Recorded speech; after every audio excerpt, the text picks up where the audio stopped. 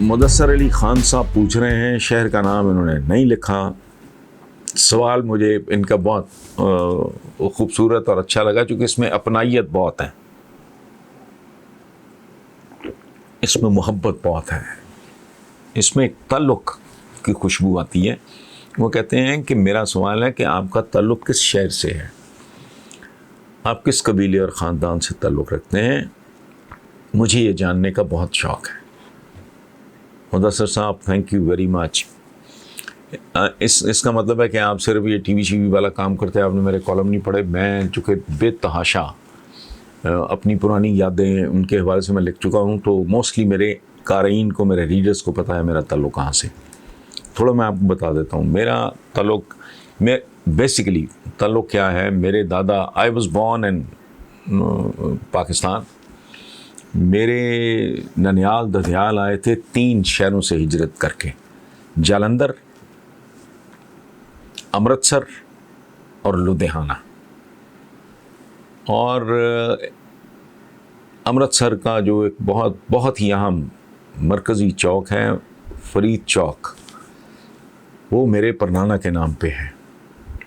اور میں جا چکا ہوں، ایک ہی بار اتفاق ہوا.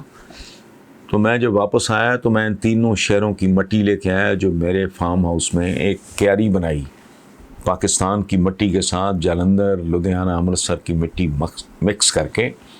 تو اس میں وہ اپنا منیور وغیرہ، کھاد وغیرہ ڈالے، تیار کر کے بیڈ بنائے، اور اس میں میں نے موتیے اور چمبیلی اگائی. اچھا، تعلیم میری ایف اے تک تو I was studying in government college loyal پور. اس کے بعد نیو کیمپس لاہور آئے، اور پھر لاہور کے عشق میں مبتلا ہو گئے، اور بس یہیں کے ہو کے رہ گئے. چند روز پہلے بھی میں گیا ہوا تھا، آنا جانا ہمارا رہتا ہے ڈیفینیٹلی. لیکن بزرگ آئے ان 3 شہروں سے جو میں نے عرض کیا. میرا بیسک ایجوکیشن ساری ایف اے تک ہوئی لائل پور میں.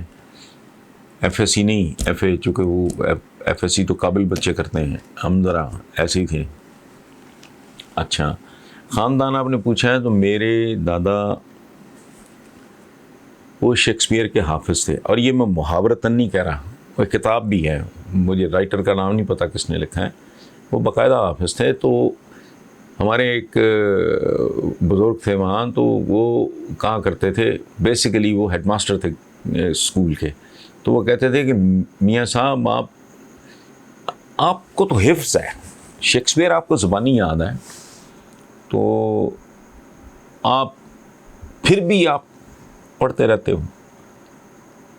تو انہوں نے کہا کہ آپ 5 بار نماز کیوں پڑھتے ہیں؟ یہ جواب تھا ان کا. اور ایک بات اور عرض کر دوں، ان کا کمرہ بہت بڑا تھا، بیڈ روم ان کا بہت ہی بڑا. اس میں ایک طرف ایک چھوٹی سی ڈائننگ ٹیبل تھی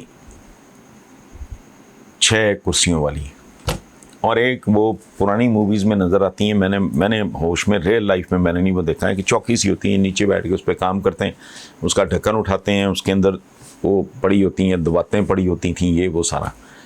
میرے دادا نے پوری زندگی نہ ڈائننگ ٹیبل پہ بیٹھ کے کھانا کھایا ہے، نہ کسی کرسی پہ بیٹھ کے کتاب کھولی ہے.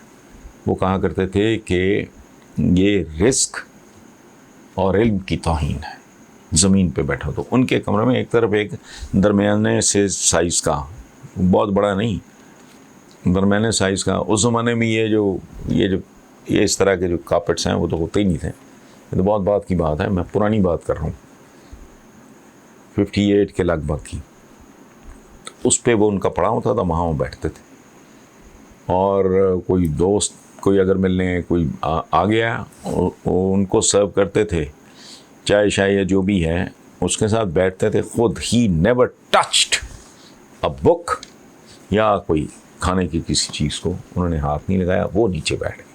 سو اس طرح کا بیک گراؤنڈ ہے. میرے والد کی، میرے دوست جانتے ہیں، ان کو دکھاتا ہوں میں ان کی ایف سی کالج کی پری پارٹیشن ڈیز کی تصویریں، اور یہ اور وہ، اور ان کی گفٹ کی ہوئی کتابیں بہت سی ضائع ہو گئیں، کچھ ہیں اب بھی. تو اس طرح کا ہمارا خاندان. قبیلہ شبیلہ کیا ہونا، ہم اوریجنلی تو جو کلیم کرتے ہیں، مجھے نہیں پتہ سچ ہے جھوٹ ہے، ارائی لوگ اور اوان اور ارائی میرا خیال یا سادات سید جو ہیں یہ کلیم کرتے ہیں اوریجنلی کہ بھئی کہ وہ اوریجن ہمارا عرب ہے. مجھے نہیں پتا ہے کہ نہیں ہے. سب کاسٹ ہے ہماری ہانسی ہے ایسٹ پنجاب میں. تو وہاں سے کو پتہ نہیں کوئی 300 سال پہلے کوئی مارمور کھا کے یا کہ جلندھر میں سیٹل ہو گئے اور پھر امرتسر اور لدھیانہ وغیرہ میں پھیل پھول گئے. اس طرح کا بیک گراؤنڈ ہے. بہت شکریہ آپ کا مدثر صاحب، چونکہ اس میں اپنائیت بڑی تھی کہ اگر آپ اتنا پرسنلی جاننا چاہ رہے تھے تو تھینک یو.